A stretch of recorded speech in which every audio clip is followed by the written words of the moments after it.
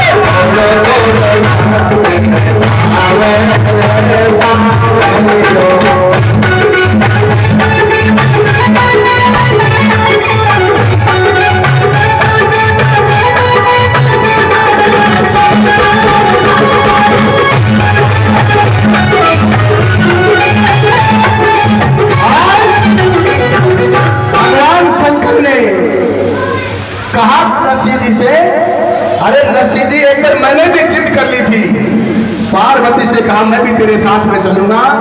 पार्वती ने कहा वहां भगवान के सिवा कोई दूसरा पुरुष नहीं जा सकता। मैंने कहा कि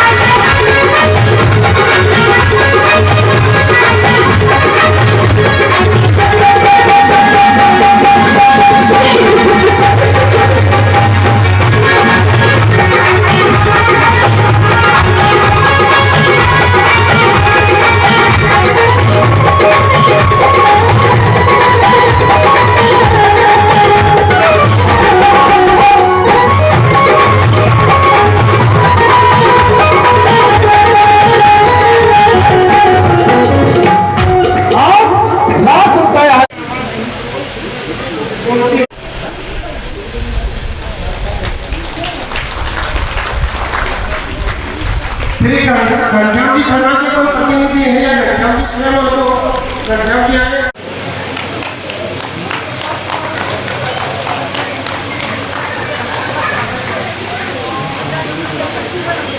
घनश्याम जी शर्मा के भाई,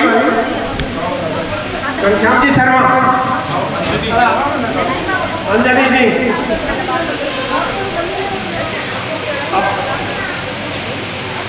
अंजलि जी,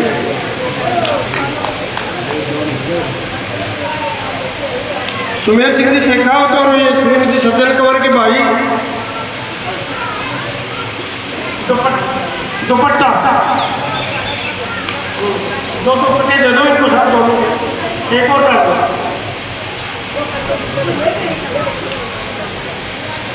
फिर नथुला जी अग्रवाल के प्रतिनिधि के रूप में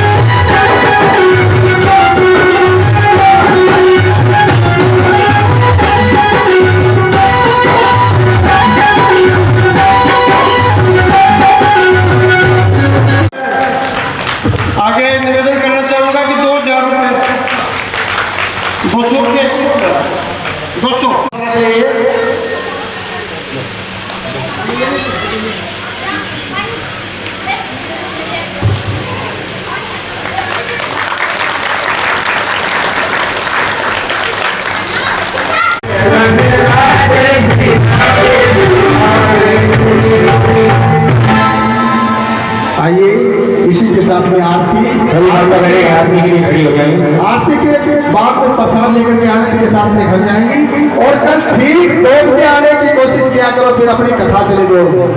बहुत आनंद आएगा कथा में, कैसे कैसे कथा बनेगी, कैसे भगवान भक्त के लिए आ जाते हैं। तो आइए अब आरती। कपूर गौरम करुणा संसार सारम भुजगेन्द्रहार सदा संगम हृदय वृंदे भवानी सहितं नमामि। आरती दैया मैया तुम्हारी कृष्ण कन्हैया की। आरती दैया मैया के तुम्हारी कृष्ण कन्हैया की। आरती दैया मैया के तुम्हारी कृष्ण कन्हैया की। आरती दैया मैया के तुम्हारी कृष्ण कन्हैया की। कहाँ से प्रकट हुई धरती, कहाँ से प्रकट हुई धरती, करे नित्य पंथ गावे रहती, करे नित्य पंथ गावे रहती, करे नित्य पंथ गावे रहती, करे नित्य पंथ गावे रहती। जीवन के निराले, जीवन के निराले बताती कन्हैया जी, हमारे कृष्ण कन्हैया जी। आरती दैया मैया के तुम्हारे कृष्ण कन्हैया जी। आरती दैया मैया के तुम्हारे कृष्ण कन्हैया जी।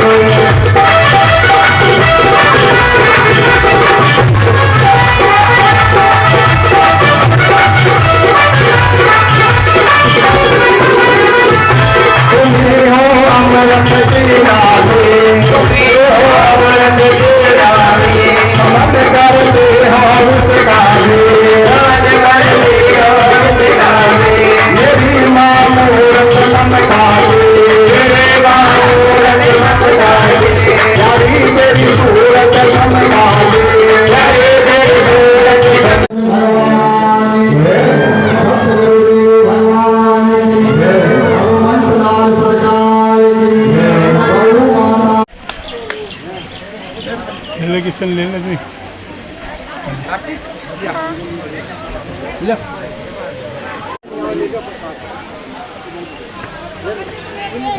ये प्रसाद दिया जा रहा है जितने भी कथा के अंदर भक्तजन आए हैं उनको।